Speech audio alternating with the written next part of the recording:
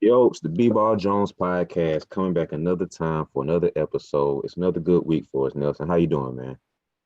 I'm good, bro. How about you, man? I'm all right, man. Just trying to get through this time we in right now, man. So Man, can't complain though, man. Everything's good, man. So let's get into this topic, brother. I think this is an interesting one to get let's into. do it. I'm So ready. super teams. This is kind of a hot button topic right now. This is kind of a touchy thing for some people. But we're going to get into some super team talk. When you think about super teams, you're thinking about some of the most decorated and most talented and best teams that we have ever seen assembled in the history of the NBA, you know. And looking on social media, I know you have you on Facebook. I'm on Twitter a little bit more than you. Well, you might be on Twitter more than me, or even. I'm on IG, scrolling through the comments and everything. We see people talk about super team this and super team that. These super teams are terrible. These super teams are great. And certain teams I look at, I don't think they're a super team, man. It's just like I don't see how that's a super team. Other teams, they're like, oh, it's not a super team because it is. So we're gonna do what we can and justify our ends of a super team. So we're gonna put part of the discussion to rest, at least for us. I ain't say the whole basketball community listen to us, but the five people that do listen to us, they're gonna understand. They're gonna understand where we come from and everything. So first off, man, I want to get from your perspective and your Nelson Dictionary of basketball terminology. What is a super team? How would you define a super team?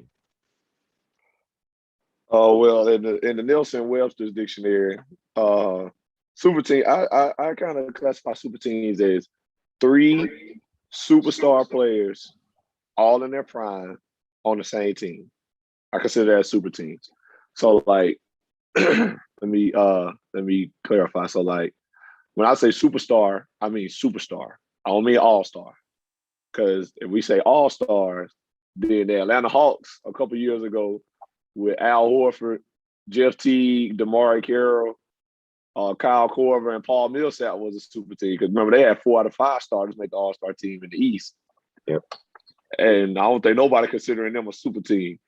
I hope not. So I No. hope not.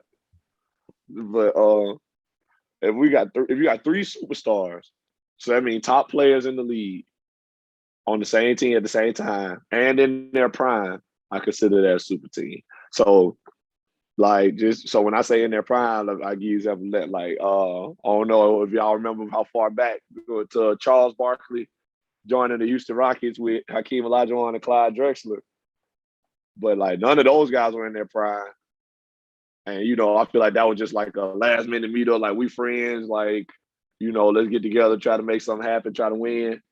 But none of them was in their prime, so Mhm. I don't consider that a super team. Like if all of them was in their 20s to 30s at the time, to like 25, 26 range, then yeah, that team probably go crazy. But other than that, I feel like if you don't have 3 of the top players in the league on the same team, I don't consider that a super team. And they got to be in their prime, like I said. Um, so that's pretty much my dictionary definition of it when you talking about super teams. So like, you go ahead, give me your B-Ball Jones definition of it. Mine's not too far from yours, man. I define it as basically being built versus bought. So Mm, you look at OKC team when they first got KD, Russ, and James Harden together. That mm, team was built up. They were young pups. So he was nasty. Now Russ was nasty, Harden was nasty. But like you said, they weren't in their prime. So now if you had that team develop and go together and they were prime like they are right now, built together, I still wouldn't consider them super team because they were built. They basically drafted all 3 of those guys, different years, but they drafted those guys, built them up, and got them to their prime when they balling out together. Versus mm, other teams where they paid for their players to come in. So you look at how currently the Nets are constructed. KD, Kyrie, and James Harden. None of those guys were drafted by the Nets, and none of those guys came in um, not in their prime or as a superstar. So it's players that come together that are basically built in their prime or in that frame period of their prime that come together. So that's how I define a super mm. team. Like you said, it has to be at least 3 superstar players, not just all star, but 3 superstar players, or at least top 5 to 10 in their position, that come in free agency or requested trade to come onto another team. And so with my definition, I feel like that eliminates a lot of people, a lot of teams from being a super team, because a super team has been labeled as a certain way, and I don't think that's necessarily a good or bad thing. It just depends. Mm-hmm. And so I feel like a super team can be great. This is my opinion, you know. So looking at how the super team is I basically they're just out there success if it's good or bad. So like if the Warriors came together and they were a super team and they lost, that's not really a good or bad thing for the league. You know what I'm saying? It's just like you lost. But if they won, then it's a good thing for the league, because now you have so many people from the outside game looking in, and it's like, oh man, this you got Steph Curry and Kevin Durant and Klay Thompson playing together. So you got a lot more fans drawn in looking at the game and to see if they're winning or losing. If they're losing, it's like I'm not gonna tune in for that because it's not good basketball. But obviously, are they destroying everybody? Dang, that's fun to watch. Or they just won 20 games in a row. Oh, when are they gonna lose? Oh, they won 30. Let's see. Now you start getting more interest in some people who normally wouldn't watch the game. So I feel like if a super team, quote unquote, is winning, that's great for the game because you're getting attention. If they're losing, then it's just like, oh, that's trash. You know what I mean? It's just like it's not really doing anybody any justice by them. You spending all this money to lose, and it's just like it's not really helping or hurting. It's just keeping where it's at. But if they're winning, then it's a huge benefit. So how do you feel about that? I kind of see what you mean by that, but like, what? So do I feel like I feel like when we talking about super teams and how good it is for the league, how good or bad it is, I feel like it's good for the league or fans at least to have somebody to hate, even if like it turns into something negative. Like that's still like viewers, still fans. So like I feel like a lot of people hated the Warriors when KD joined. So a lot of people hated them. But it's crazy because I feel like before KD went to the Warriors, I feel like a lot of people liked the Warriors. I feel like still got a lot of love. I feel like a lot of people didn't like Draymond, but it was kind of like it was still some people that was like, I like Draymond, old school type player, this and this and this. Like at the time of that 2016, 2015 run, no 2015, 2016 run, I feel like people loved the Warriors. And then KD joined, and it was like, oh no, this the enemy now. Like, Yeah. hey, how we gonna root for this? They got 4 stars on one team, 3 of them probably the best shooters. They've got 3 of the best shooters of all time on their team, and a great defender. Like, I feel like people looked at them as the enemies ever since KD went. And so, but at the same time, like I said, I just feel like it's good for the league to have somebody to hate, like for fans to have somebody to dislike. Like, back in the Magic Bird days, you either love Magic or you hated Magic. You either love Bird or you hated Bird. Yep. And then but that's good for the league though. Like to have people opposing a team or like loving one team and hating another team, that still creates fandom and rivalries and stuff. So I feel like the super team thing is like our version of that. Like I feel like the Lakers and the Celtics, like by your definition, I guess they're not super teams because, like you said, they was homegrown. So I guess by that definition, they're not. But in my definition of them having 3 of the top players in the league, they were, but they was the only 2. So them competing against each other created that fandom, like people in the league, like okay, it's us versus them type stuff. So when the Warriors formed with KD or fully formed and added KD, that gave the league somebody to hate. KD was considered a snake and stuff like that. So it was everybody versus the Warriors at that point. Yeah. And so, but that kind of started the whole domino effect of super team. Like it was an arms race at that point. Like we all got to catch up to the Warriors. Like they so good and so talented. It's like as we are right now, none of us are competing at the time that they're having in 2017. it was like the rest of the league looked at them like, well, this is the new standard because as we stand, nobody's competing with them. And then they ran through the playoffs, swept almost everybody in the playoffs. So it became abundantly clear, like, okay, like they are obviously above everybody else right now. Mm-hmm. So I think that can be good for the league. I think the first year of the Warriors super team, I feel like that was like bad at the time. Like, because like I said, there was no competition. It was like they running through the league. I feel like that was kind of bad because but having multiple super teams and people to hate and root against and root for, I feel like that can be good. So like what we now have now with the Lakers and the Nets, if we consider them super teams, I guess we'll get into that a little later. But what we have now, where we got teams where we can look at and be like, us versus them, who gonna win? Even if you don't root for neither one of those teams, it's like who's gonna win out of these two? These two monsters on opposite sides of the country. Eventually, they're gonna meet for those finals. Mm-hmm. So, I feel like those two things are good for the league. Having two, three, four teams that might, like, even if we feel like the rest of the league irrelevant, having a couple teams where it's like, man, it's gonna be out of them. Like, who gonna do it? I can't wait for them to beat. Like, remember how we was feeling in the bubble when the Lakers and the Clippers was like set to meet in the Western Conference Finals in the bubble, and that's all we was waiting on. We was like, Lakers, Clippers, Western Conference Finals, whoever win, go win the championship. Yeah. It's like we was all waiting on that, and then the Clippers got clipped and didn't make it. And I feel like that hurt the league. Don't you feel like that hurt the league that they didn't make it to the Western Conference Finals? Like, them ratings probably would have been stupid if they did. Kawhi versus LeBron, AD and Paul George. Like, I feel like them not making it to the Western Conference Finals hurt the league. So the super team thing, it give it and it take it away. Like, it's good to have those teams ready to compete and having somebody to root for, root against. And, it's like you had to pick a side type thing. That's good. But, like, just having the one team at the top and everybody trying to knock them off, I feel like that's not good for the league, really. So that's just my thing about it. If we're gonna have super teams, we need multiple super teams. I guess is what I'm trying to say. We can't have one and then everybody looking at them like, well, they got it for the next 3 years. Yeah. I feel like that's bad. But if we can get multiple where it's like who gonna win out of so and so and so and so, that's pretty good for the league. So how you feel about that?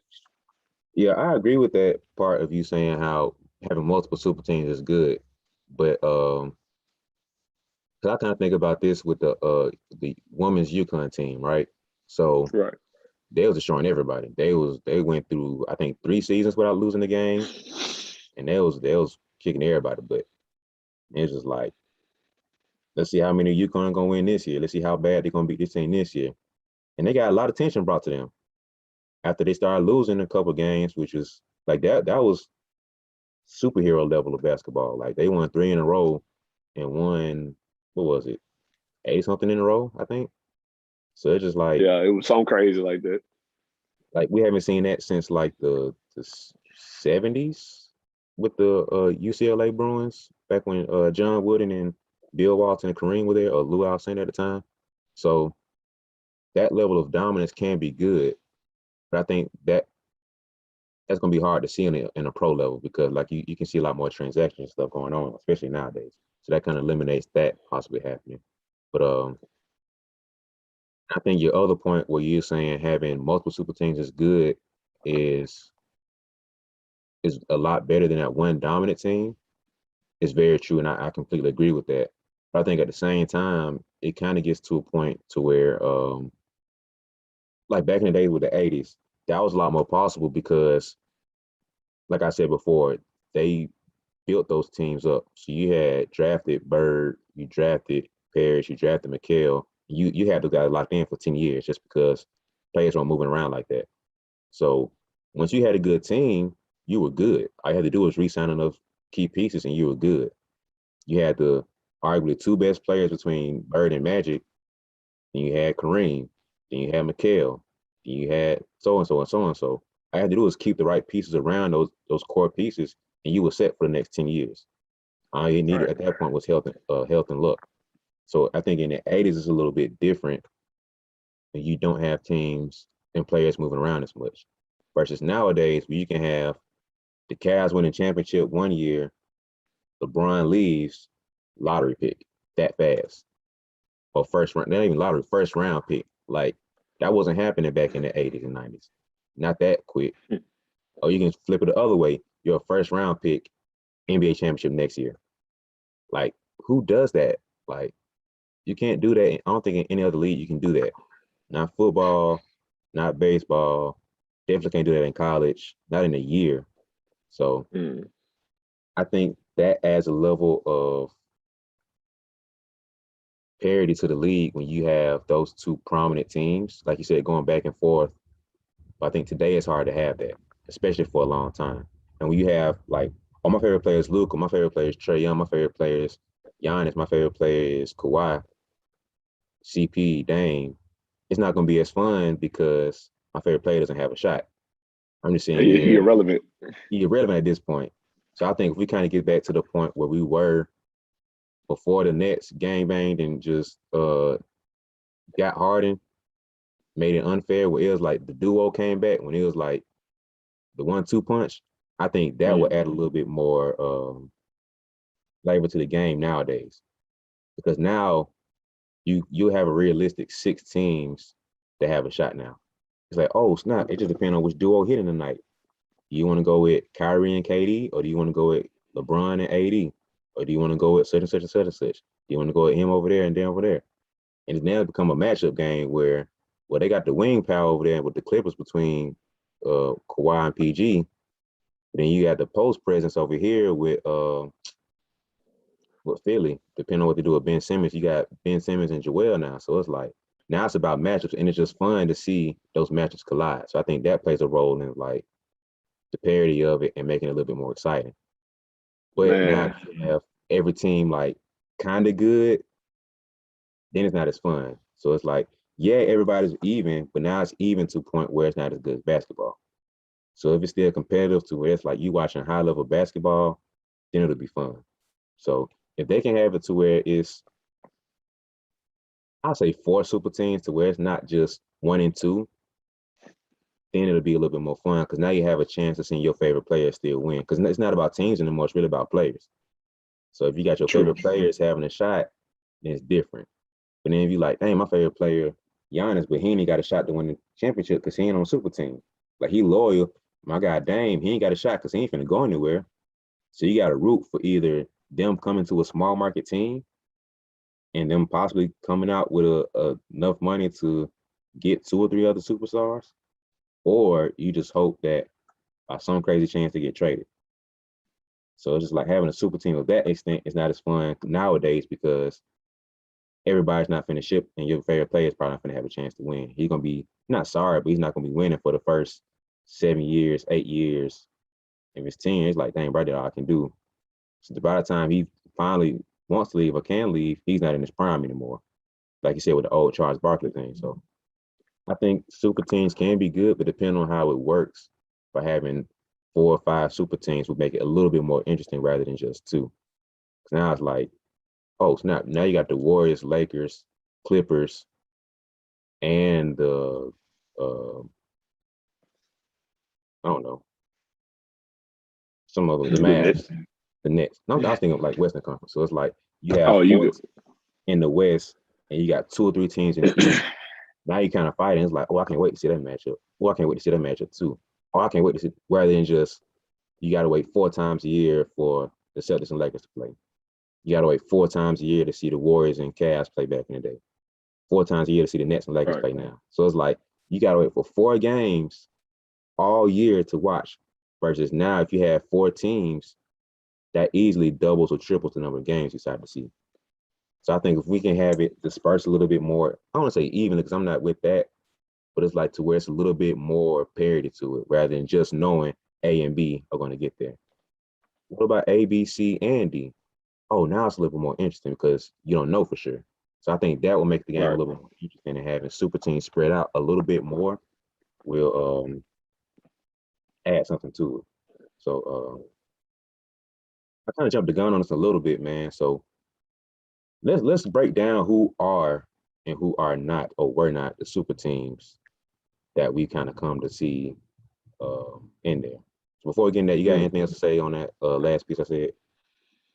I just want to say I do kind of hate. I feel like the Nets ruined a good thing. Not ruined, but I feel like they messed up a good thing with for before they got James Harden. The league was all on duos. It was duos all over the league, and I didn't consider none of them was super teams. I just considered them all good teams because they didn't fall into my definition.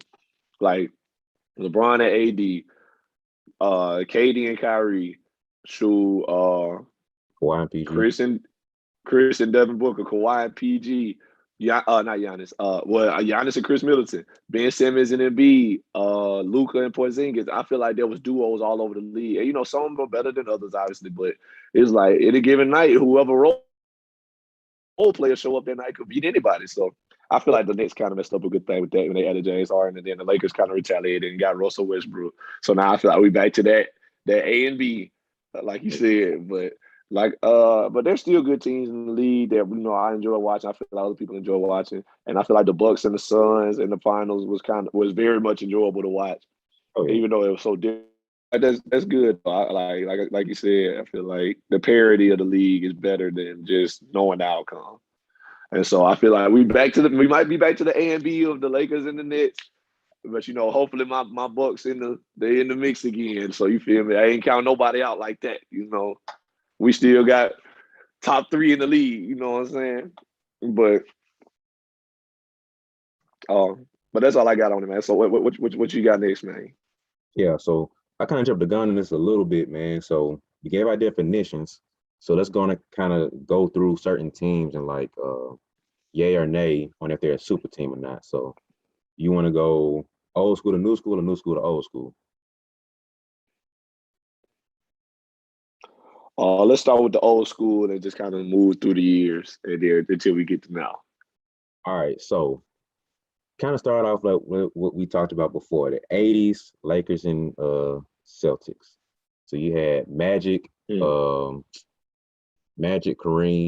Worthy, Michael Cooper, B. Scott, Byron Scott. A lot of hoopers, man, back in the day. That was a Lakers squad. And you move over to the Celtics, you had Larry Legend Bird, you had Kevin McHale, Robert Parrish, Dennis Johnson, Danny Ainge. You had Bill Walton later on a couple of those years. Solid squads. Like it was A and B. So would you consider those teams super teams? I don't know if I would consider the Celtics one. I feel like they are by my definition because they had some of the best players in the league. Kevin McHale, probably the best power forward in the league at the time. Larry Bird, the best small forward at the time. Robert Parrish, one of the best centers at the time. So I would consider them a super team. I would consider them a super team. And then you got Magic and Bird, not Magic and Bird, but Magic and Kareem on the other end. But the Lakers drafted Magic. He inherited Kareem Abdul-Jabbar, and so was there his rookie year. I don't think was Byron Scott there when Magic got there. I think so. I don't know. I had to research that, but Magic inherited Kareem Abdul-Jabbar, and we didn't know Magic would be Magic Johnson at the time. So that kind of was like that fell into their lap. So like, that's good, recruiting and drafting from them. But it's a super team by the definition of they were all top players in the league, but they drafted them. So it's not something like you said, it was grown and not bought. Like even though Kareem wasn't drafted there, Kareem came and then they got Magic. So it's like Kareem was there and he was the drafted and he became who we know as Magic Johnson. So it was created, so not bought, like you however you worded it. They built. You said built, not bought. Yeah, my bad. So it was built and not bought. Like they got Kareem in there, but the rest of the team was built by them. So they are super teams in terms of having 3 of the best players in the league or 3 of the top players in the league at the time. But other than that, They still were built and not bought, like you said. So they have more respect that way. I feel like that's big on it too. If you built and not bought, you'll have more respect than being bought. So that's why we don't really question them like that, like their greatness, because their teams were built for them or built in like the natural way of doing things in the league. And so we respect that a whole lot more than people who just put teams together and, shipped out money to get free agents in or trade half their team for the best players in the league. So yeah, I consider them super teams by my terms, by my definition, but they're respected a little more than other teams, other super teams we've seen. So by my definition, of course, I would say no. Like you said, it's like they already had Kareem. Well, Lakers, I'll say it's not because they already had Kareem, but they were acquired through trade, I think. And they drafted Word, they drafted Magic. So it's like you didn't know what those players really. I mean, of course, you had number one overall pick, and James Worthy was, I think, a top 3 pick, I believe. And so of course, you coming in having young players, but at the same time, you're not 100% sure how they're going to turn out. They could have been busts and flops and just been an average players around Kareem. And so right. I don't consider them really being a super team. Were they amazing and were they a great legendary dynasty? Of course. But a super team, not really. Because like I said, the key pieces, of course you have to acquire key pieces around them. You can't draft every single player on your team and expect to be a good team. That's just almost impossible to do. And so, of course, you're going to have key free agents and key role players you got to sign and trade for. But the main key pieces that you have around your team, I think those are what define a super team. So I can consider either one of those guys or either one of those teams to be a super team. Like going to the Celtics, Bird was drafted, McHale was drafted, and I think Parrish he was drafted or traded for, but he wasn't Robert Parrish at the time when he acquired them. So I don't consider either one of those super teams. So we kind of agree on that one. So next is the 90s. I mean, we could go 76ers, but that's not as prominent. But 90s, we all know that man ruled that era with an iron fist. Air Jordan. 23 in red. His 90s Bulls team, man. Are they considered a super team? Surprisingly enough, I'm gonna say Dennis Rodman.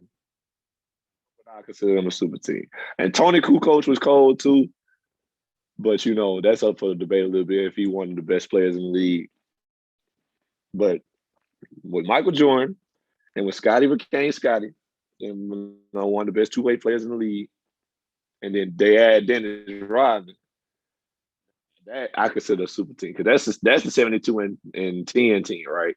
Yeah, Dennis Rodman's on that team. Now that's when I was like, that when I see that one, Dennis Rodman definitely top 5 power forward. Mike, the best player in the league. Scottie, the best small forward in the league at the time.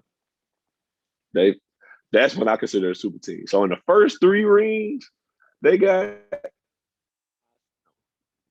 I feel like they, were they dominant? Yeah, but Scottie was like another top 5, top 10 player in the league. However you want to rank him, but we just attribute that to the greatness of Michael Jordan.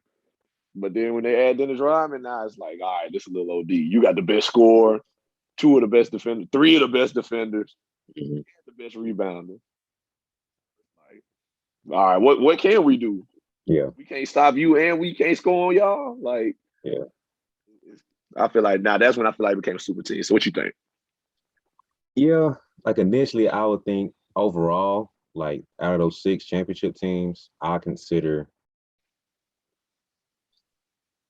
like you said, the first 3, I think that was just a dynasty, Like you said, when you traded for Rodman from the Spurs, and like you said, Rodman's easily one of the best, arguably the best rebounder at that time, arguably top 5 defenders of that time. If you don't like top 5, I don't think I could put him any lower than that. Like, I'm sorry. No, you good. Anybody listen, if you can't have Robin in the top 5 at that time, I know there's a lot of good defenders, but Robin was doing damage, so I don't care. And then Jordan, everybody know Jordan and Pippen, they was terrorizing the wings. So 72-10, man, Right. like I would have to consider that year specifically to be a super team, the year they went 72-10. I think Robin was there 2 years. So when Rodman came aboard, that's when they really pushed that edge to become a super team.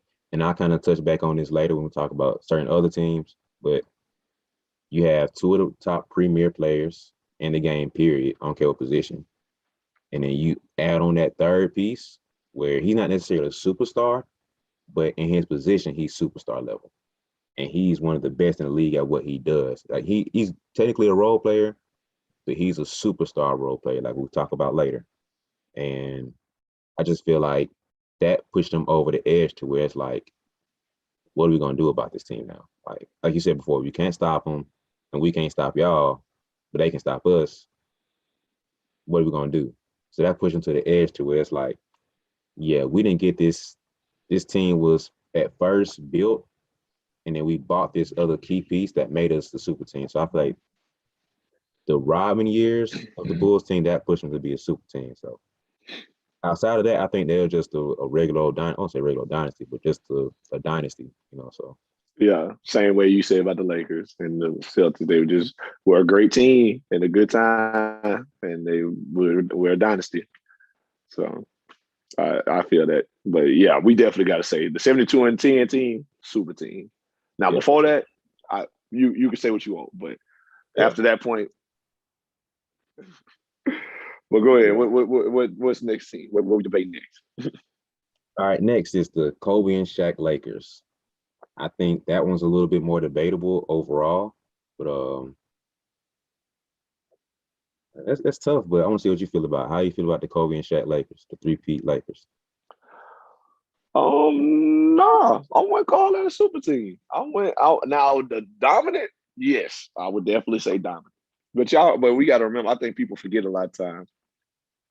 The Lakers traded for Shaq, and Kobe wasn't even there yet. But they told him they was going to draft a kid named Kobe Bryant that was supposed to be good, which they did, obviously. And so Shaq get there without Kobe. Kobe gets there, and Kobe barely even playing. Like, well, he playing, but he ain't starting. He ain't Kobe Bryant. I don't Yeah. think people realize Kobe Bryant didn't win no Rookie of the Year. Like, he wasn't even starting. So it still took a couple years for him to become who we see him as now. So I don't think people realize that. So as you said, they still was kind of built and not bought. Like, what did they acquire Shaq? But yeah, but who ain't finna acquire Shaq?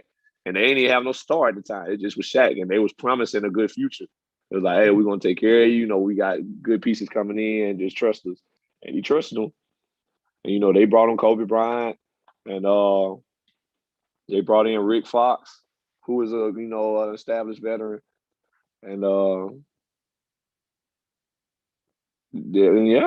feel like that.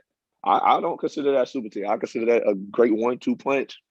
But at the time they got Kobe Bryant, he wasn't considered a great player in the league. And then it took a couple years for him to become who he is and become who we know, like Shaq and Kobe. We could just say Shaq and Kobe and think of how good they were. Like, it wasn't Shaq and Kobe when Kobe first got there. Mm-hmm. It was Shaq and the Lakers. Yeah. So, no, I can't call that one a super team. I consider that just a well put together team. And the GMs and the front office did their job. So I think that's just a good team. So what do you say about that one? So what about that '04 squad when they had Karl Malone and GP on the team? That's tough to say because Gary Payton and Karl Malone weren't even in their prime. Like, Gary Payton played for a couple more years after that because he played with D Wade and them. Yeah. No, that was just the next year. That was just the next Yeah, that was like year. 2 years after that, a year or two after that. Yeah, but Karl Malone definitely like I don't consider that a super team. I feel like they weren't in their prime no more. So you still only got Shaq and Kobe who was in their prime. Like I said, if you ain't got three of the best players in the league all in their prime, I don't consider that a super team. So Karl Malone and GP was just on for the ride. They was homeboys.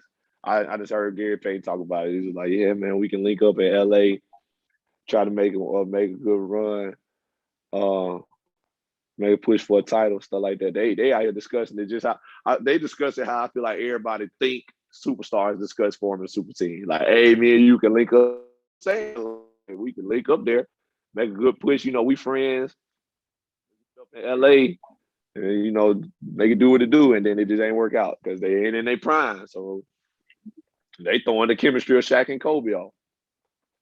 Yeah. But I wouldn't consider none of those Lakers teams a super team. They just was dominant.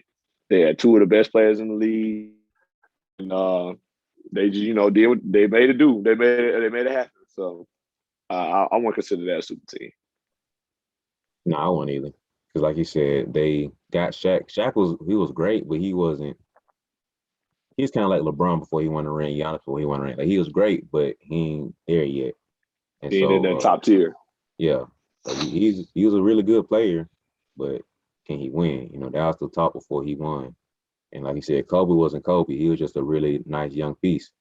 And then he didn't really become Kobe until maybe after the second ring, where he was like, oh, snap, the boy something. Like he was Kobe, he was nice, but he wasn't like premier top tier player. He won Bean. Yeah, he wasn't being yet. He was just Kobe Bryant. You know, he's just like, really good guy, but he ain't there. He on that level. So, Right. like you said, he got drafted there. All of the pieces came in. Like we said before, super team has to have three superstars on there. So regardless of if how they got them, you need that third piece. And like you said, with the '04 team, Karl Malone was definitely not a superstar at that time. Um, and GP wasn't a superstar at that time. That wasn't the glove. He was just, I don't say the mitten, but he was still balling, but it wasn't Gary Payton. Like not what we know for him to be. So I don't think any of those early 2000s Lakers were a super team. Were they a dynasty, a great team? Yes. Super team? No. So it's been Yeah, I pretty. think people get those two things confused though, dynasty and super team. Just because a team won championships in a row don't make them. You could be a dynasty without being a super team. I feel like we should throw that out there. Like just because our team happens to be dominant in this point in time, does not make them a super team. Like we said, we was saying with the Lakers and the Celtics, like we consider them a super team. I do, but you don't. But both of them were dynasties. And then we just said the Lakers with Shaq and Kobe, definitely a dynasty, but neither one of us call them a super team. So just because your team was dominant does not also make them a super team. Let's throw that out there for the people. But I'm sorry, go ahead. I digress. No, that kind of take me to the next team I want to talk about. San Antonio Spurs. They won 5 championships within how many years was that? Maybe a 9-10 year span, I guess. So obviously a dynasty, but would you consider them a super team? I would consider none of them a super team. So I say that because of course they had Tony Parker, Manu Ginobili, Tim Duncan for the last 3. And in the beginning they had Tim Duncan and David Robinson. But they never had that third superstar. Like, really, I don't consider Tony Parker a superstar. I don't think maybe some people, but it's debatable. But have we ever looked at Tony Parker and was like, he top 5 point guard in the league? Maybe in the mid 2000s. It was still Chris Paul time. It was still Chris Paul. It was still Steve Nash, Jason Kidd. Do we throw Tony Parker in that top 5 point guard discussion during that early to mid 2000s? But that's a conversation for another day. Yeah, but tough. Tony Parker, Tim Duncan, yeah. But Tony Parker, Tim Duncan, they of course were a great duo. And then you got Manu Ginobili. But Manu, 6th man of the year. We can't call him a superstar. And then, Tim Duncan and David Robinson together was 2 of the best bigs in the league. But who the third star? Avery Johnson, Vinny Del Negro, like I don't think the Spurs never had that third superstar. That's why I say unless you count Greg Popovich being the coach as the third superstar, I just wouldn't call it a super team. They was well put together. They were built, as you say, and they had a coach that knew what to do with them. So I think that's just all it was. And yeah, they just did it. They did it the right way, and they drafted the right pieces. They had the right coach for them, and they played together well. And that's just part of it. You know, sometimes you get that group that just plays well together. And I think the Spurs had that with Tony. And, you know, gonna bring up, forget that season he was a regular player. Nobody considered Kawhi Leonard to be a superstar in that time. We was out here not even worried about Kawhi Leonard. He wasn't an all-star or nothing. And then they made it to the playoffs and he was guarding LeBron. You know, we was considering him a great defender. I want to say he won Defensive Player of the Year. The next year after they won the championship or something like that, he won Defensive Player of the Year. But at the time when they won the championship, it was like, oh, Kawhi Leonard, he just started small forward. You know what I'm saying? So, none of those teams what I consider super teams. Just great teams, played great together, played great basketball. We still consider like moving the ball. When people move the ball well, we still like, man, they playing Spurs basketball. We still say that. So that lets you know right there, like they just played the right way. So just because they are, like I said, because they are dynasty does not mean they are super team. So what you think? No, like just a dynasty, bro. Like you said, like the old school '90s Spurs when they had David Robinson and Tim Duncan. It was just those two, and that third piece, Sean Elliott. He was a solid player. I think he had an All-Star year once or twice. Avery Johnson, solid point guard, but he wasn't superstar level. So fast forward to when they started winning in the 2000s. Young Manu and Tony, they definitely weren't superstar level players. They were just really good all-star players. And Kawhi wasn't Kawhi Leonard we know now. So it's just a dynasty that we had with the right pieces, the right time, and really great team. So next up on our list, something near and dear to both of our hearts, going to Beantown with Boston Celtics Big Three. You know, it's that 2008 championship winning team, super team. Oh man, I can't lie. Much as I love the Celtics, much as I love KG, much as I love, they bought KG off the Timberwolves for half their team, including I got Theo Radley. You got to throw him in there now that we know that. Brought him in. Now they got a star lineup full of great players like Rondo, Ray Allen, Paul Pierce, KG, and Kendrick Perkins. That's like when we look back on it, that is a crazy starting five. Like great defense and great offense. And you know, Rondo was TMS today, really, because he was still kind of young at the time. But he still was a solid point guard. Like I don't think we was considering him top 5 point guards at the time. But Ray Allen definitely solidified a star in the league at that point. Best shooter in the league down at that point. There's ain't much you can say about that one. Until when they made that blockbuster trade for KG, that solidified it. That was a super team. One ring out of that because I don't know if you consider that worth it or not. Trading half your team for one player and you get one ring at the deal. But they were kind of older or getting older. But still, I feel like you make a blockbuster trade like that, you expect them to get multiple titles, and they only got the one. But I digress. Yeah, definitely I would consider them a super team. So that one, I've been debating on that one for a couple of years now, man. So going back to my definition of a super team, 3 superstars, they check that off. In their prime is the questionable piece. Because they were at the tail end. I just kind of looked up the numbers of the age. All those guys were in their 30s. So it's like, I think Ray Allen was the oldest, and he was 33 at the time, and KG and Paul Pierce. And so Ray Allen still considered a top 5 shooting guard in the game at the time. KG is probably still considered top 3 power forward at the time. Paul Pierce was probably one of the top scorers in the game, still one of the top small forwards in the game. And you look at those guys with a lot of respect. Like you said before, Rondo wasn't really Rondo at the time. He didn't really become Rondo until a year or two later after that. You know, they did a lot of injuries. And Perk, he was respected as one of the best centers in the game, or defensive centers at least. Probably arguably the best, especially by Kobe Bryant. He said he was one of those top guys. So you get a stamp from Kobe, that's a stamp for everybody. You question Kobe. So I gotta consider them a super team, man. 'Cause like you said, Paul Pierce was there. He was drafted since I think 96, 97, 98, one of those years. And they traded for KG, they signed Ray, and with those pieces, they came together and win in that year. Like you said before, I don't know how successful you consider that team, because like you said, you win one, I think it's had 3 or 4 years together.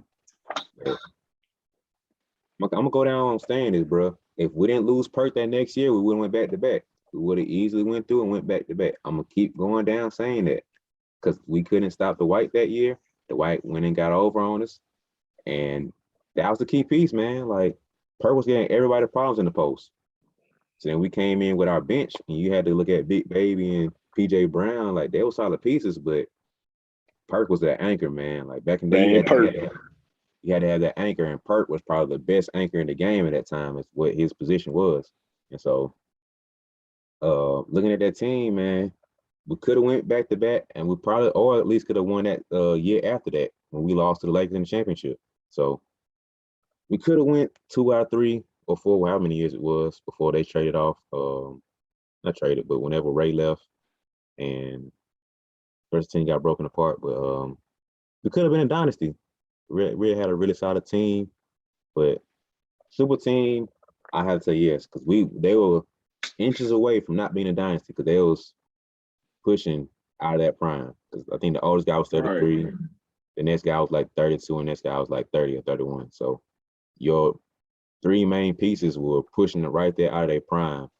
But now I got to think back of how they were still prominent at their position and then like their ranking in the league. So I consider that 08 team a super team, man. So that's my team. That's what got both of us into being Celtics fans. So we got a super team that birthed us into that team, man. So the 08 squad, that's the first super team we actually agree on, man. So it's crazy. I got one for you. I think it's going to be a very interesting piece that'll kind of break down into other teams. So like we just talked about, the Boston Big Three had a run. The team broke apart. Ray Allen went to the Heat. You had Paul Pierce and KG go to the Nets.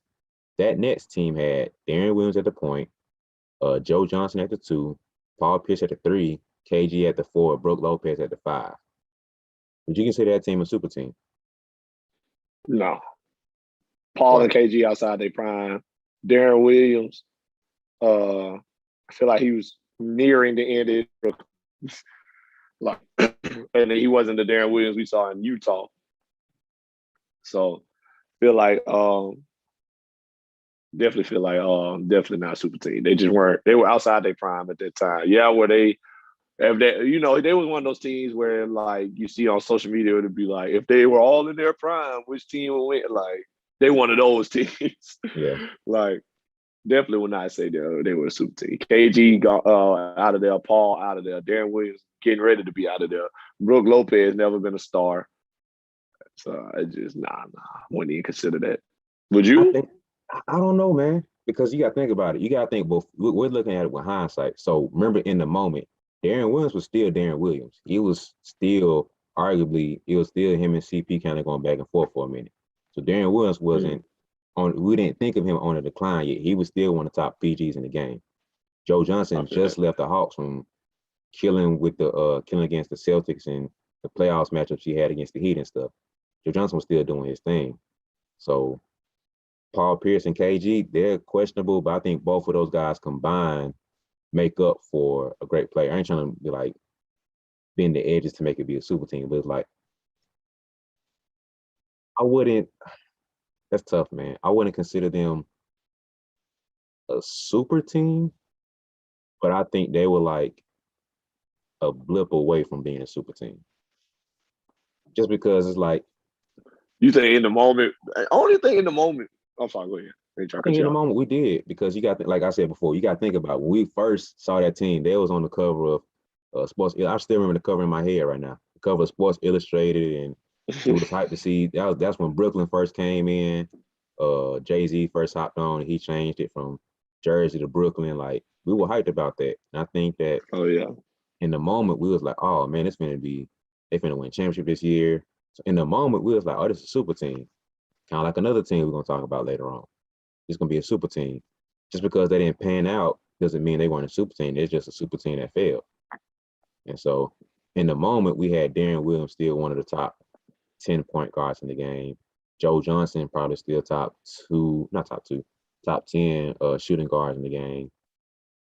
Paul Pierce was going to be a closer, probably. Well, I don't know. I think he was in the closer, but he was still doing his thing. He's kind of that Ray Allen piece like he was to the Heat.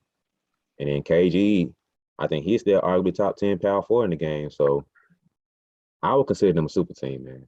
I have to. Just like hindsight looking back, it's like, oh, that team's terrible. But in that moment, we was gassing them up, man. Like Darren Will still top 10, Joe Johnson still top 10.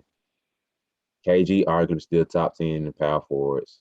Paul Pierce arguably still top 10. So I think in that moment, we were gassing them up. And so looking back on it, it's like, oh, they was trash. They ain't do nothing. But we got to consider them, just because they failed doesn't mean they weren't a super team. Well, let me say, I think in the moment I did think they were going to be good, but I never gave them a chance of beating Miami or, shoot, I don't think I ever thought them beating Indiana when Paul Jordan was still there. So maybe that's why I say that. Like, I don't know.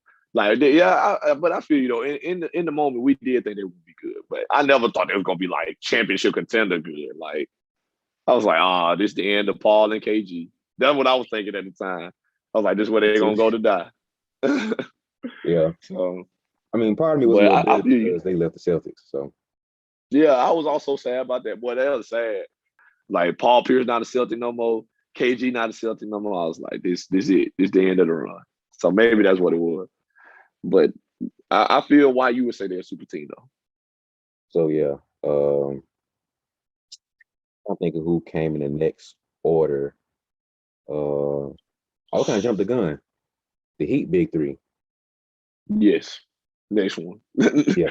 Next team.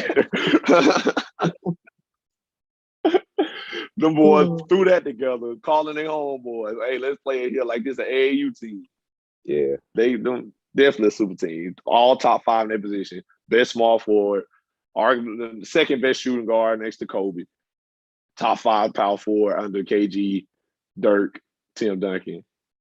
Then Bosh probably number 4. So all top 5 in their position. Then you throw in Ray Allen, who's no longer, top shooting guard in the league, but still top shooter, period. It's like, no debate. Yeah. Super team. 5 seconds, and that's it, bro. We spent so I ain't gonna say anything else. I don't think I would answer that. This time after they were. So if you remember, D-Wade won in 06, right? And that was their 3rd year in the league. Around from 08 to before LeBron got there, him and LeBron were going neck and neck as best player in the game. Right. Bruh, for you to be going neck and neck with LeBron as best player in the game, then you team up, that's not fair. Like, yeah, I think a lot of people still consider Kobe better than Wade, and then Kobe team wasn't all that at the time because Shaq just came and joined up with Wade. But Wade had a crazy finals, so now it was like, dang, D Wade really like the guy right now. Yeah. When they won in 2006, and then a couple years later, the Lakers came back and got back on top in 2009 and 2010.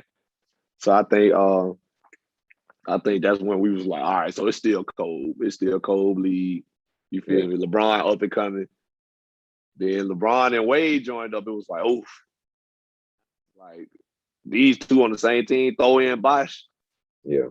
Like this reminds me, you ever see the thing that was talking about Peyton Manning's Hall of Fame meeting or whatever, when they do like the Hall of Fame committee meet and discuss who should make it whenever they're eligible. And they said Peyton Manning with 13 seconds. Yeah. And they said somebody else said it was 13 seconds too long. Yep. That's good. Would you consider Miami big three? Yes. Definitely. Hey, this article should have been. All right, so next team is Miami big three. They super team? Yes. All right, next team we're talking next about. Team. Gotta do it, bro. Much as I appreciate Bron, and Wade, like gotta say it, man. Gotta call a spade a spade. Yeah, It's definitely a super team. yeah, hands down. So I just wanted people to remind. I just want to throw how great D Wade was. I just had to throw that in there, man. That's all I wanted to do. I feel you. That's your boy. He was killing, bro. Like he should have won the MVP. I think in '09. I'm just throw that out there too. Say, I think that was Kobe year. I think it was. I Yeah. want to do the MVP. So I'm sorry, Kobe. You should have won a couple years from Nash too. We ain't gonna talk about that either. Anyway, him with Shaq. I don't care, man. I like Nash. I love Nash too. Nash was one of my favorite point guards growing up. So Hey, you know, in basketball, you can't up nobody without downing somebody else. Man, I swear, bro, you can't talk nobody. It's like right now with Drake and Kanye. I can't love Drake and Kanye. I got to be against it. Like, You gotta be on the side of the fence. it's stupid, bro. But next team, world we live in. wow, man. After that, kind of touching on how we did with that Brooklyn team. The Lakers they tried to pull a super team together when they had Steve Nash at the point, Kobe. They had Metal World Peace, Ron Artest. I don't remember exactly what his name is at the time. I'm not trying to be disrespectful. Yeah. Then you had Paul Gasol and Dwight Howard. Was that team a super team? Yeah. Gotta say yeah. Because at the time we still saw Dwight Howard top center in the league when he joined over the Lakers. Still Kobe, top player in the league. And then Steve Nash was still, even though he was on the backslide, like was considered Steve Nash. Like, you know, he wasn't no slouch. And Pau Gasol. So Pau Gasol still considered top 5 power forward. So yeah, I definitely got to call them a super team. They're a failed super team. Dwight Howard just ain't panning out. You know, him and Kobe had their whole falling out. Steve Nash just, was broken, couldn't get healthy. And then Pau Gasol was still, I feel like Pau Gasol was just Pau Gasol. I feel like Pau Gasol was never like the problem. He just was there. Pau gonna come in and do his job, go home. Yeah. But and Derek Fisher was still there at the time, was Derek already retired? I think at around that time, I think he either was retired or he was with the Jazz, I believe so. Oh, okay. Maybe so. But yeah, definitely a super team. They threw them together. White, Steve, they thought they was just going to mesh, and they couldn't pan out. So just a failed super team. So yeah, I got to say yeah for that one. I think this one's a little bit more debate. I don't want to be hypocritical because I just said the Nets were. Only difference between those two was a health thing. So like, I don't consider Nash being one of the top point guards at the time because the last few years he was with the Suns, he was already broken down. Like kind of just like he wasn't himself. He wasn't Nash. Mm-hmm. He wasn't anywhere close to MVP Nash that we know. I don't think he was all-star for real for that time. If he was, he probably just stole a couple of spots because of popularity. No offense, but I definitely don't consider Nash. If you're going to consider a team a super team, it won't be because of Nash. Like Nash was hobbled at that point. So still got Kobe, Powell, and Dwight though. On to my next point with Dwight. Of course, okay, it's Kobe and Powell. That's 1, 2. But like we said, in that third piece, Nash was not going to complete that third piece. So Dwight, he was Orlando, went to Houston, went to LA. Going into the Lakers, he had the back issue because remember he got hurt in Houston, and that's why part of the reason why him and James didn't work out because he had the back issues like the last year or two when he was there. So he never really fully got back to the Dwight Howard, that like Superman Dwight Howard, and his whole time in Houston was kind of jacked up because of that. And then got to the Lakers looking for a restart, got back issues still. Now, was Dwight still putting up great numbers? Yes. Was he superstar Dwight? Is the real question. Was he still top 10 in his position at that time? Very questionable. I would say yeah, though. I'm trying to think back in the earlier 2010s. Yeah, I feel like it was like DeMarcus Cousins. AD was still on the come up back then. I feel like Dwight was in the mix. Andrew Bynum was just like exiting. Yeah, that's when he left with the Philly, I think. Yeah, we still had Amari Stoudemire at the time, who was a power forward, I guess. And think then y'all was still hooping. Was y'all still hooping? yeah, I was still in the mix. No, he couldn't have been. He was a In Rocket for life, and 2000. he retired. Wasn't he a Rocket for life? Oh, you're right. So he was already Yeah, out the way. yeah. And then yeah, I'm thinking Dwight still was top 10 in his position. So I gotta say so. But I mean, I understand it's kind of debatable. He wasn't like Orlando 3-time defensive player of the year, Dwight. But he still, I feel like at the time we looked at him and still was like, oh, that's Dwight Howard. Like he gonna do what he do type stuff. Yeah. You know what I'm saying? I And just he's feel like still in that the team. league. So Yeah, I think that team was just funky, man. Because like we didn't. I know looking back at it, I didn't look at them as being like, oh, the Lakers are just going to come through and just smack everybody. Yeah, because it was like how everybody was questioning. I don't know if everybody. I know I was questioning how Kobe and Nash gonna work. That's it's gonna be a weird mix. I know Steve Nash is passed first, but Kobe doesn't do well with getting assists. Like most of his shots not assisted. So how's that gonna work? it's give me the ball. Just give me the ball and get out my way. Steve Nash is like pick and roll. So if you took Kobe or Nash off of that team and you let them cooperate with everybody else, I think that team would have been really solid. But those two being together, they both need the ball to operate. Like Kobe's never been catch and shoot. He's never been an off the ball operator, not for long stretches at least. And Nash hasn't been either. He's basically relegated to a catch and shoot point guard in the corner. That's never been Nash's thing. So whether you're looking at it as far as how we looked at it before with the injuries, or look at schematically of how those guys will operate and flow, neither guy will be superstar level with the other guy on there. Like if Steve Nash to be great, Kobe could not have been Kobe. He wouldn't have been jab, pump fake, Kobe that we know. Steve Nash wouldn't have been pick and roll, looping through under the goal and come back around. That neither of the guys would have been there because the other one had to take over for the other guy to like to take a step down. So in that respect, neither guy would have been flourishing. So Yeah. it's just like at the time I was like, they all right, you know. So the White is the real question with pieces. The White could have been at least all-star the White, that probably would have pushed him to the edge. But like we said, you gotta have that superstar piece. And so I think he was probably still top 10. So if I threw the Nets in there, I feel like I gotta throw the Lakers in there.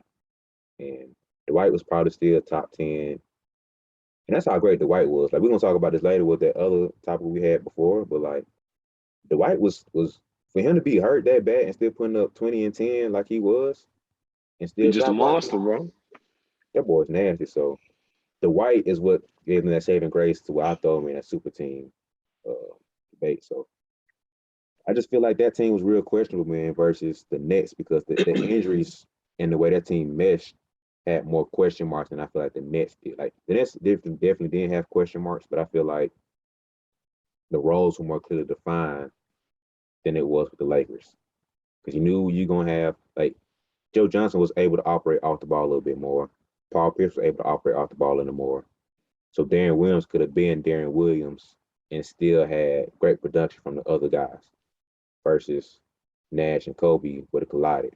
So that's the biggest difference I see with those two teams. So yeah, we agree on that one, man. We getting up. We getting up. Yeah, we got about four more teams we're gonna talk about, man. So next up on this run of great teams, Wardell, Stephen Curry, and his squad, man. Pre KD, the first couple years before they had KD.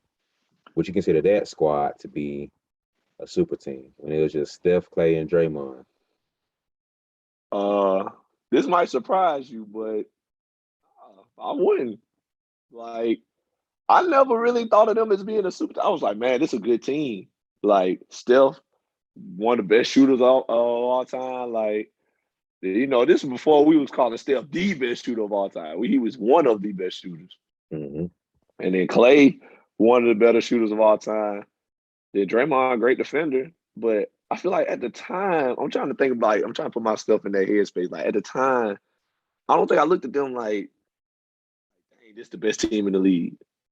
Until they won the ring, and I was like, okay, they tough. Like this is a good team. But at the time, I never looked at them and was like, man, this is a super team. This OP. They got too much. I never looked at them like that. I feel like Draymond. I always feel like Draymond was a little overrated. But I feel like he did his job. You know what I'm saying? He played good defense, but I feel like he was a little overrated. I feel like Draymond wouldn't be Draymond Green in any other system. And that's just my opinion. That's a conversation for another day. But then you got Stephen Clay, who would be great in any system. So, but they came up together and they just great shooters. I don't feel like we can look at them and be like, oh, that's a super team when they just play good together. Like I said, sometimes teams just mesh. They just play well together. So I wouldn't consider them a super team. None of them. Steph became a top 5 player in his position. I feel like Clay became top 5. Yeah, we just think top 5 shooting guard. But at the time, he had to earn that spot. He was still earning that spot in top 5 shooting guards. And it wasn't until they started making them finals runs that we said that. So, and then Draymond, I guess we say Draymond top 5 power forward. But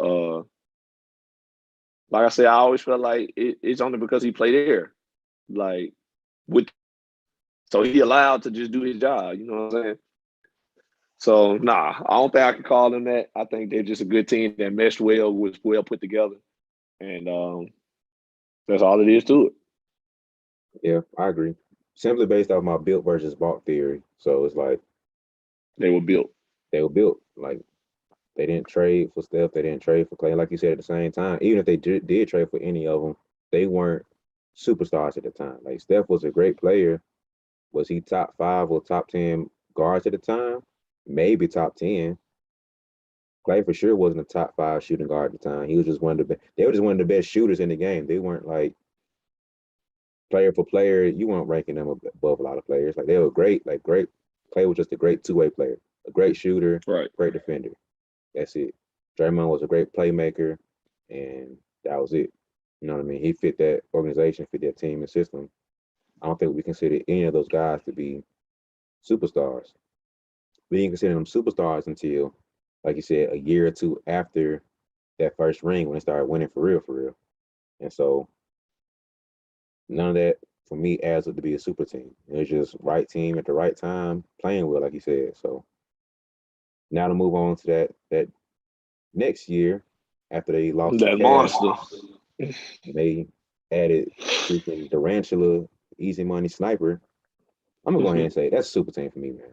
That's lit. Oh yeah, definitely. Same with Miami. It's like the conversation ain't gonna be long. Yeah, it's definitely a super team. Like I said, once you added that key piece of making you a superstar, we added a superstar piece through trade or signing. That solidified the super team. So yeah.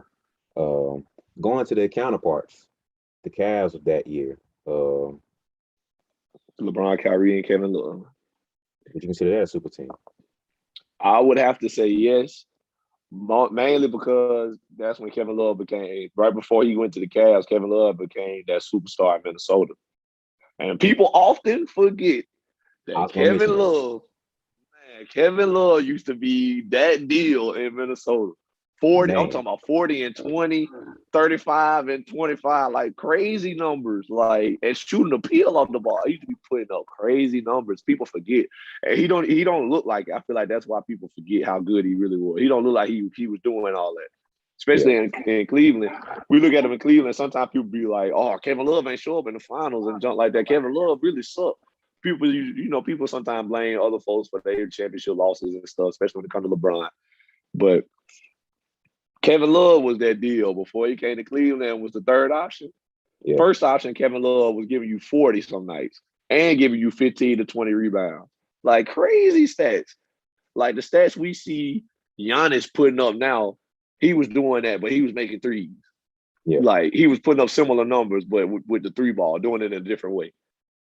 Yeah. Man, I don't think people realize, boy, K Love used to be that deal.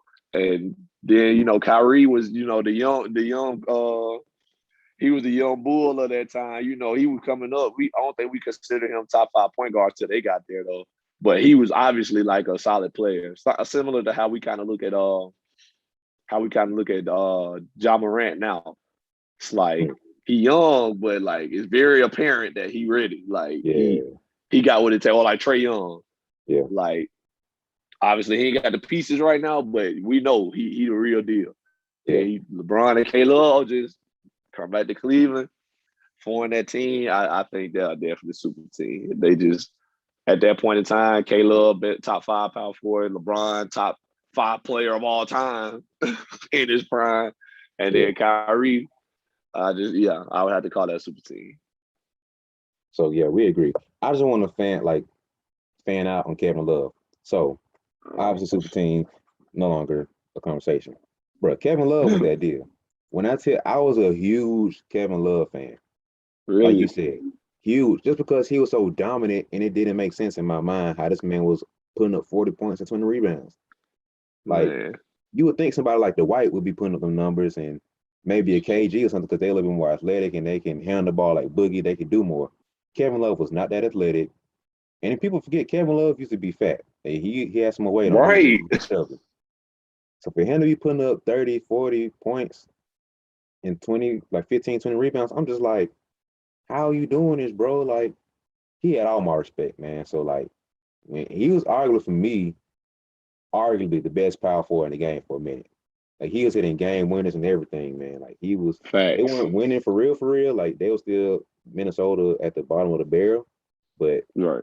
for him to be dominant like that, 40 and 20 rebounds, come on, bro. Like, you gotta respect it. You gotta respect that, man. Like Boogie when he was in Sacramento, bro. Like the stuff they doing was ridiculous, man. So I was a huge Kevin Love fan. Like he was, like if I was like assembling a team, he probably was in my top 3 power forwards to like put together.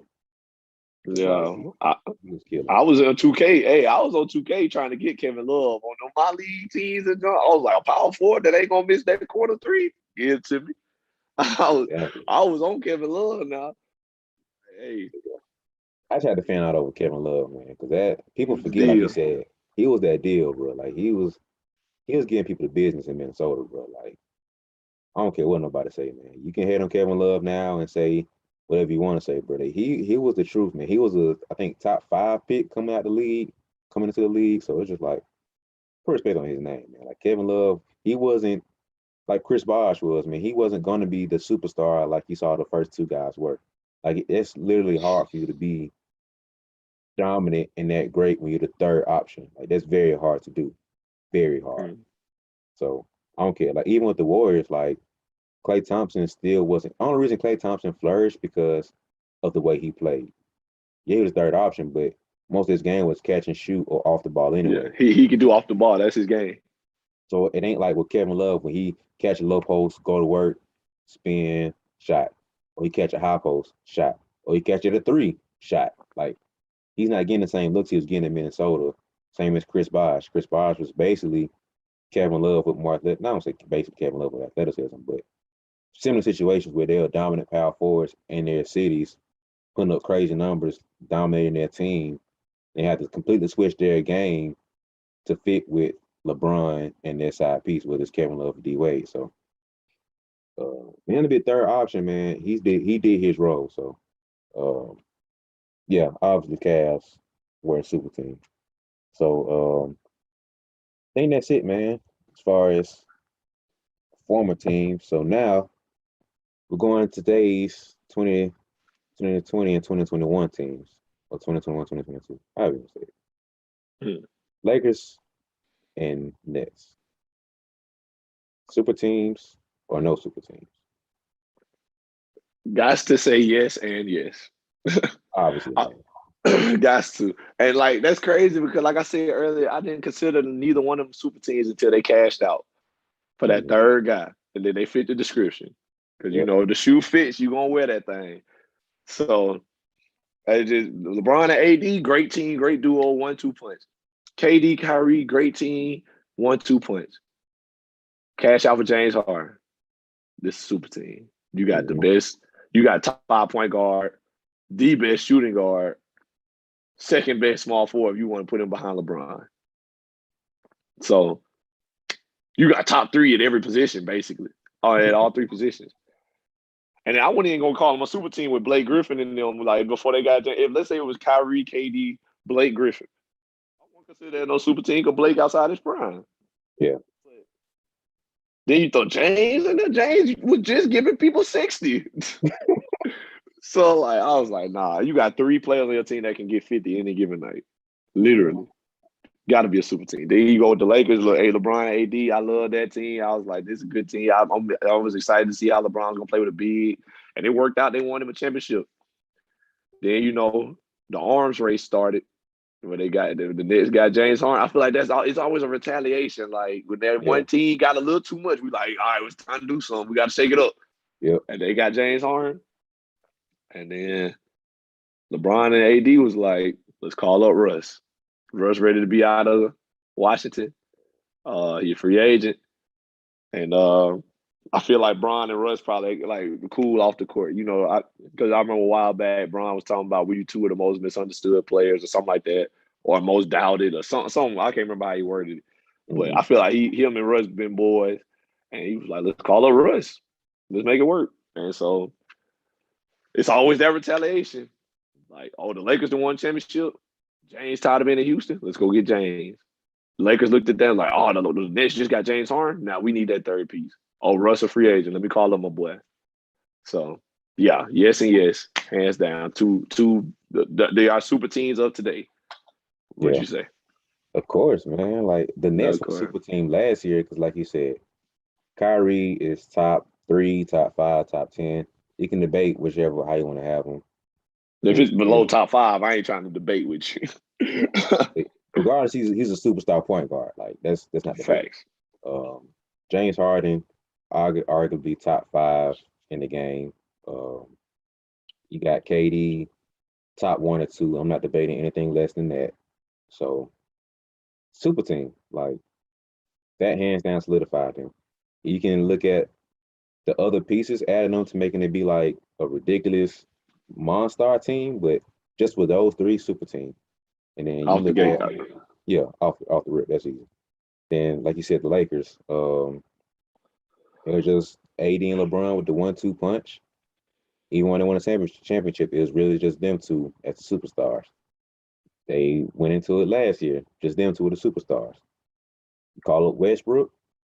Westbrook isn't Westbrook anymore. He's kind of like LeBron. Like he's really starting at decline to where he's starting to become, I don't want to say human, but just like less like Superman with like one chink in his armor. Like Westbrook slow down is still everybody else in the league's top speed. Like same thing for LeBron. So it's like their athleticism and their greatness is so far ahead of everybody else that they're 1 step slower is still a step faster than everybody else. So you still seeing Westbrook as I still see Westbrook as a superstar. Like he just put up triple doubles last season, 2 seasons ago, 3 seasons. Like he's still Westbrook. So he's still doing what he can do. Like he's still being Westbrook. So it's just like superstar still. So adding him, pushed him over the edge. And I just feel like now it's getting to a point where it's just like they're just going back and forth, like who can have the nastiest bench in the roster. So it's like, let's call Rondo, get him back. Let's call Dwight and get him back. Let's call Patty Mills, get him over here. LaMarcus Aldridge back. Oh, let's get him on the team now. Now just having an arm race to get the deepest bench. And it's just like, now it's ridiculous. We already got the superstars. Now we depending on the people outside of that. So like gotta see who got the best bench now. And man, it's really crazy when that orange race start. It really looked like other people in the league like, all right, well, one of these teams gonna win championships, so I'm finna go over there. Like, it really seemed like they doing that. It'd be like, hey, the Lakers build this song. The Nets got some. It's gonna be one of them. They probably calling their agents like, hey, call up Rob Pelinka, see what we can do. Yeah. See what we work on now. I'll take $2.6 million 1 year. I saw this post, man. They said and it was crazy. They showed like different ones. They showed one where it's like Luol Deng still making like $5 million from the Lakers still. I saw that. And they showed Melo and Westbrook, I think. They was making like 2.8 from the Lakers this year. And I'm just like, bro, how are both of these guys making combined less than what Luol Deng's making this year? This year, like right now. They're making this money from the Lakers right now. Not at some point, but like right now, this year, 2021. And they showed another one was like, I forgot who it was. They said one player is making more than like pretty much all the Lakers bench combined. Like everybody that they just signed this year, and like maybe one or two other pieces for Lakers roster, is making less. I think it's like 7 players. They're making less than like I forgot who the player was. It might have been like Lou Aldank and somebody else, but they're making less than like somebody else combined. I was like, that's not fair, bro. Like, how many teams would you sit down and be like, they're taking pretty much veteran minimums to play with the team? Not too many teams say it's That's them what I'm and Brooklyn. saying. Like, they know one of these teams gonna make it. Yeah. Keep my side. So Yeah. I feel like if you a free agent and let me say if you a free agent, you a role player. You probably looking at their rosters like, what do they need? Oh, they need a little more shooting. That's me. Let me call a Rob. Hey, Rob, I'll take the vet minimum, and I'll come off the bench. Like Rondo probably looking like, okay, they got Russ. Ain't got no backup. I've been there before. I'm sure the Lakers probably call Rondo, but Rondo was like, oh yeah, for sure. I'll take vet minimum. He just robbed $15 million off the Clippers. I was like, yeah, let me do it. Let's do it, bro. I'm ready. Let's get another one. Yeah. So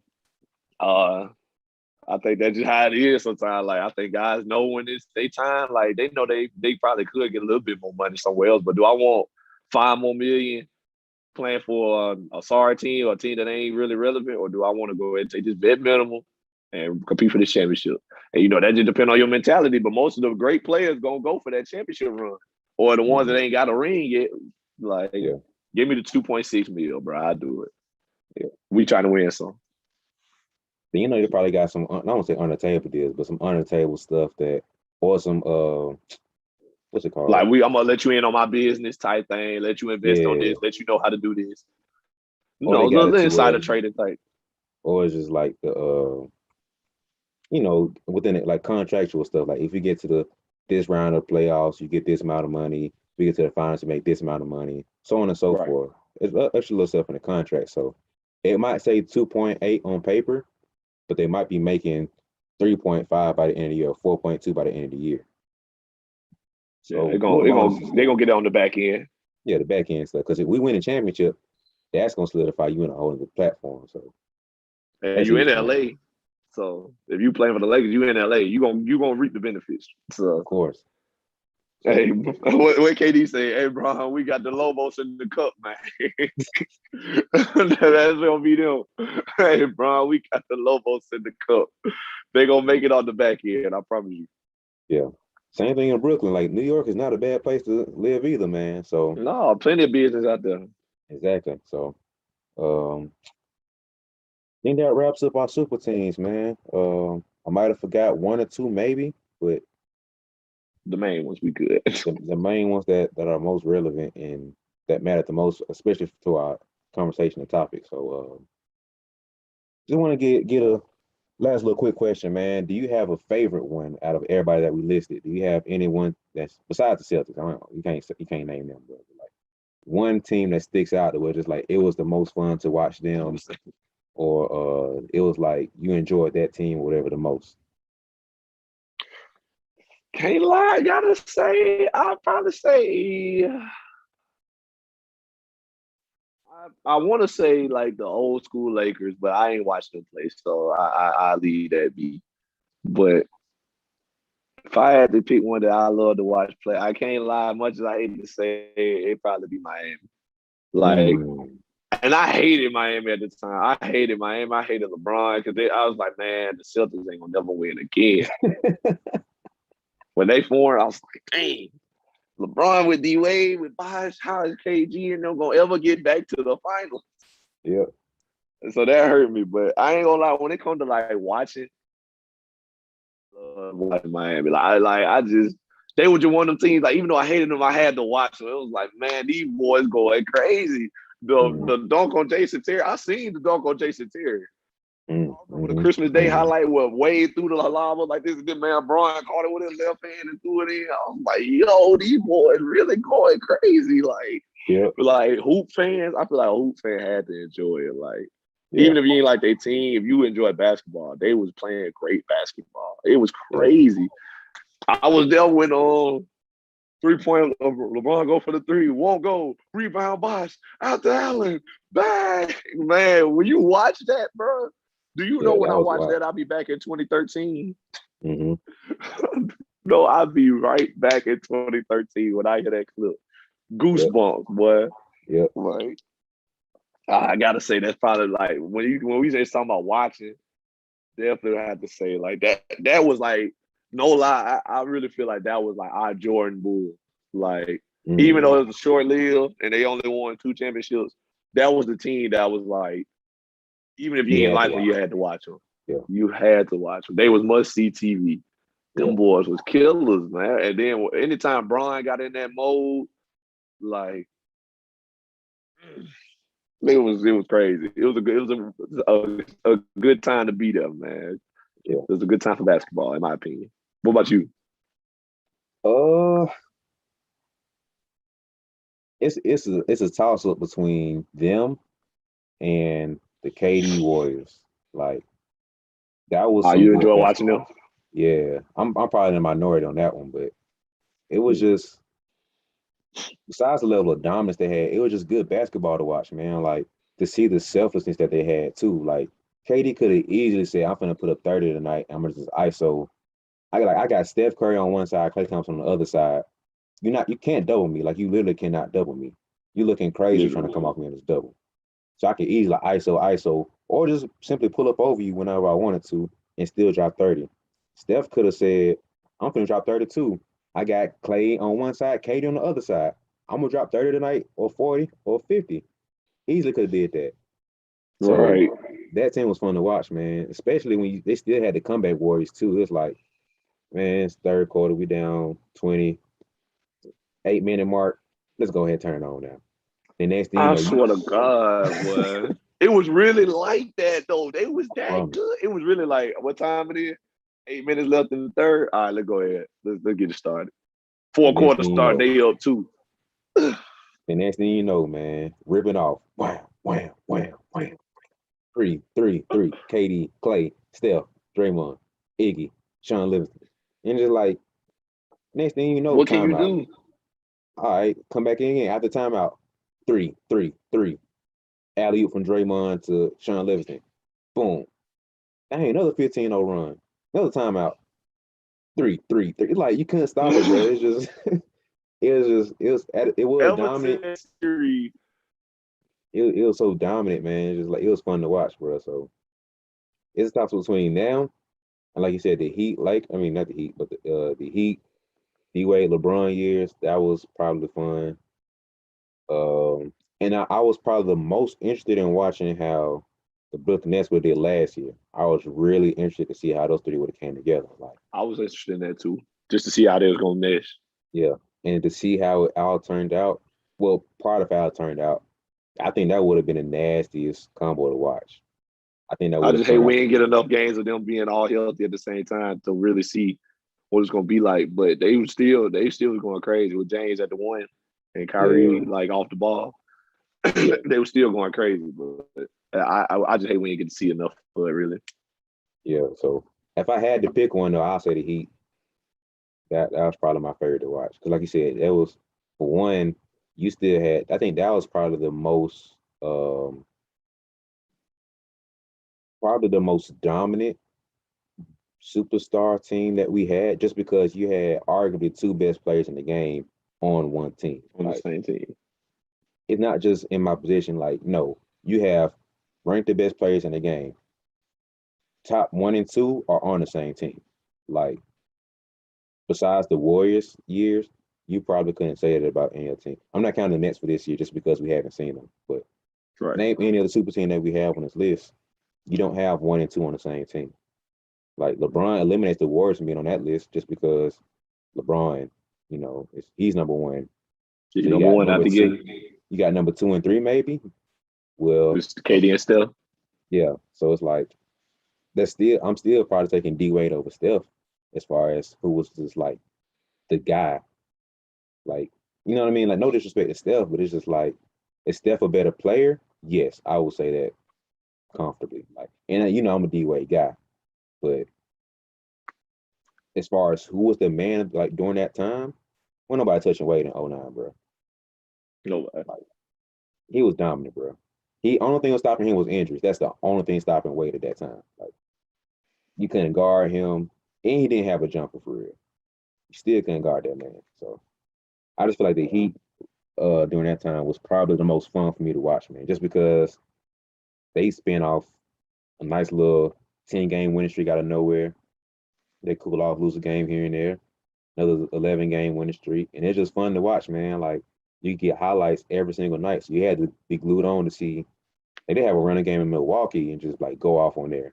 A running game in Sacramento and you see some highlights, and it's just like I want to watch that game, man. Dang, I ain't expect them to go off like that. Just random games. They like going crazy here, true. Then now you gotta watch it because you never know when LeBron can go stupid with this move, with this dunk, and what alley-oop they gonna throw tonight, and it's just fun to watch, man. So I think the Heat at that time was probably my favorite to watch, man. So, man, that's some nostalgia right there, man. I got the goosebumps feeling coming back, man. Man, like it was just a different time, but I just remember like sitting there on my couch, really real deal, like mad that they were winning, but I'm gonna watch the game. Like, and my brother loved LeBron. He a LeBron fan. Me and him used to be going at it, and then man, them boys. In hindsight, but it was just great basketball. But I'm glad to have been around for it. Like I really feel like that's our Jordan Bulls, like our best player of our generation on the best team in the league, dominating. And even though it was like short lived compared to Jordan's run, it just was one of the things like you had to be there for it. So yeah, that's all I can say about it. Yeah, man. So I think we can leave off on that note, man. Like we gotta learn to appreciate what we have in the moment because a lot of times a lot of times, probably every time we always look back and like, man, I wish I could have appreciated that team and that era or that player a little bit more, man. Like, right. We never really know what we're witnessing. Like we said, we look back at the next team, it was like we think we're witnessing greatness, but it was just a subpar team that didn't mediocre. And we look back at the Warriors, we like, man, that's just a really good team. Not knowing Steph Curry was going to be the Steph Curry we know now, man. So, right. We gotta learn to appreciate what we have in the moment. Like a lot of times, especially nowadays, we got trolls and everything. People just want to hate, and people are so just evil, bro. Like, why are people hating on certain stuff, man? But just learn to appreciate the greatness we have, man. I promise you, when LeBron James is done playing the game of basketball, like the world will miss him. Like people gonna be sick. Like sick. Like I don't like people do not realize like how much we just like not even acknowledge the greatness that he had or that he's been and given us over the years. Like he in year what this gonna be year 19 for him? And like I just don't think people realize how rare it is that somebody be playing in the NBA not only 19 years, that's rare enough as it is. Mm-hmm. But to be playing in the NBA in 19 years and we still out here talking about, is LeBron still the best player in the league? Or is it KD? Or is it Giannis? He's still in the mix. Yeah. 19 years in. And I don't think people realize that does not happen. Like never. Mm-hmm. Never has a player been in the league 19 years and we was like, is he still top 5? Not Kobe. Not Mike. Not Kareem. No Shaq. None of that. Vince Carter was in the league like 22 years. And the last 8 of his years, we never said, hey, Vince top 5 in the league right now. Like, I just don't think people know, bro. Like, and when LeBron done playing, like, the world really gonna look around like, dang, we never gonna watch LeBron play basketball again. We never gonna see the guy from Akron, the kid from Akron play again. And like the people that hated on him and stuff, it's okay not to like them. It's okay. I ain't saying you gotta love every player just because they're a great player. Because for a long time, I didn't like LeBron, like I said. But at the end of the day, you gotta appreciate greatness. And if you don't, when it's over, you're gonna miss it. You gonna look back and you gonna realize, like, dang, this dude was really like the best of my generation. And I was spending my time on Twitter talking crazy about him. Like, man, let that be the nugget for the day. But just appreciate greatness while it's here, man. That's all I can say. So yeah. So you got anything else to say about it, man? Yeah, that's it, man. Like, yeah, we might dislike a super team. Like, you might dislike the KD Warriors, and you might dislike the Brooklyn Nets or Lakers now. But appreciate the greatness while we have it, man. Because one day it's gonna be gone. Especially like, I think these two teams are a little special, at least for our generation, just because we're looking at Melo Like this the last few years of Melo, man. Like we're not gonna see Melo too much longer. He finna hang it up pretty Right. soon. Westbrook ain't finna Especially be they win this Westbrook too. ring. If they Yeah, win he this might ring, I'm more than fairly certain he gonna be like, all right, that's it for me. that I'm might be it good. for him. Like Melo's special, man. Like he's probably one of the favorites from my generation of growing up watching. Um, Westbrook, that's my dog. Like he ain't finna be Westbrook too much longer. Like the generation that we love and adore right now, they're not finna be them too much longer. Like the Brooklyn Nets, Katie, Harden, and Kai, they're in their prime. Like we never seen a team assemble like this. So yeah, you might dislike the super teams, you might dislike this, that, and the third, but learn to sit back sometimes and just appreciate the great basketball that we're watching. Like we might never see something like this again. Like we never seen a team like the Bulls again. We've never seen a team like Kobe and Shaq Lakers. We've never seen a team like the Spurs. We've never seen teams like the '80s, Celtics and Lakers. We've never seen teams like this again. So I think we should sit back and learn to, whether you hated it, love it, in between. That's your favorite player. You can't stand this player, whatever. You dislike James Harden, how he plays. I don't care.